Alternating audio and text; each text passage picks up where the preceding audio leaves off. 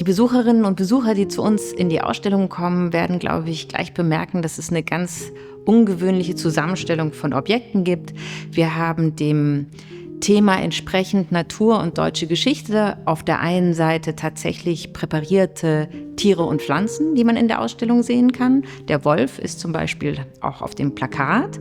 Und wir haben aber auch historische Objekte, also aus verschiedenen Jahrhunderten, ganz hochwertige Gemälde, einen großartigen alten Globus, alte Bücher, Filme dann aus der späteren Zeit. Das heißt, dieses Zusammentreffen von zwei verschiedenen Objektgattungen ist, glaube ich, etwas, was diese Ausstellung auszeichnet.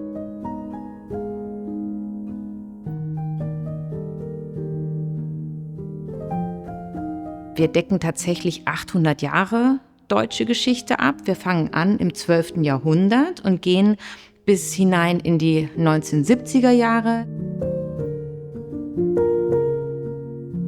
Was uns besonders fasziniert hat, ist, wie viele Debatten es schon früh um den Naturbegriff gibt. Natur ist ja bis heute ein sehr schillernder Begriff, vielleicht auch ein politisch aufgeladener Begriff.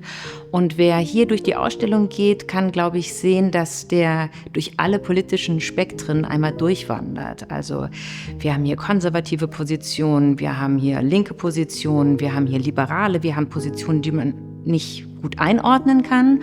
Und diese Bandbreite, die hat uns tatsächlich überrascht und auch wie früh diese Bandbreite vorhanden ist. Für uns ist es tatsächlich wichtig, einen Schritt zurückzutreten und hinter diese Aufladung zu gehen und dieses Debattenfeld einmal auszubreiten, ohne zu entscheiden, man muss es so sehen oder so sehen, sondern man hat praktisch den ganzen Werkzeugkasten dieser Debatten in der Ausstellung und kann sich das anschauen.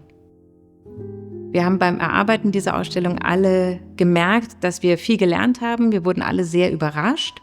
Und wenn wir dieses Gefühl weitervermitteln können, also wenn die Besucherinnen und Besucher auch das Gefühl haben, dass sie was Neues erfahren, dass sie überrascht werden und am Ende Lust haben, sich selbst zu fragen, was verstehe ich eigentlich unter Natur, dann sind wir sehr glücklich.